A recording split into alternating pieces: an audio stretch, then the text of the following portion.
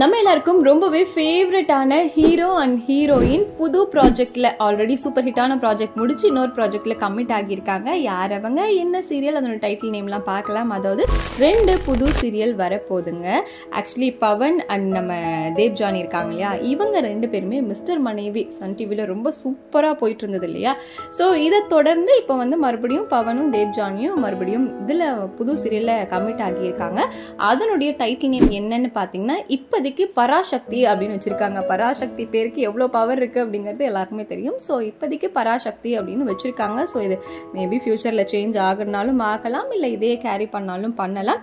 So இந்த ஒரு சீரியலோட title name இப்போ நமக்கு கிடைச்சிருக்கு. அதர் காஸ்டிங் டீட்டெயில்ஸ்லாம் அடுத்தடுத்த வீடியோஸில் பார்க்கலாம். அண்ட் இன்னொன்று பார்த்தீங்கன்னா கலைஞர் டிவியில் ஆக்ட்ரஸ் சோபனா இருக்காங்க இல்லையா, அவங்க ஒரு புது சீரியலில் கமிட் ஆகுறாங்க அப்படிங்கிறத நம்ம ஆல்ரெடி சொல்லியிருந்தோம். அவங்களோட கதாபாத்திரம் பேர் மீனாட்சி அப்படின்னு நம்ம சொல்லியிருந்தோம் இல்லையா. இப்போ மீனாட்சி தான் டைட்டில் நேம் மீனாட்சி பூக்கள்னு வைக்கிறதா இருந்தது.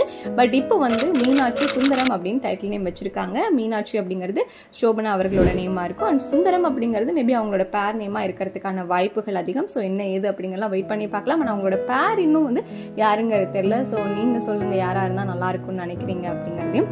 அண்ட் இந்த Pavan and Dev Johnny mister மனைவிக்கு அப்புறமா இதில் ஜாயின் ஆகிறத பற்றி உங்களோட கருத்து என்ன அப்படிங்கிறதெல்லாம் கமெண்ட்ல சொல்லுங்க.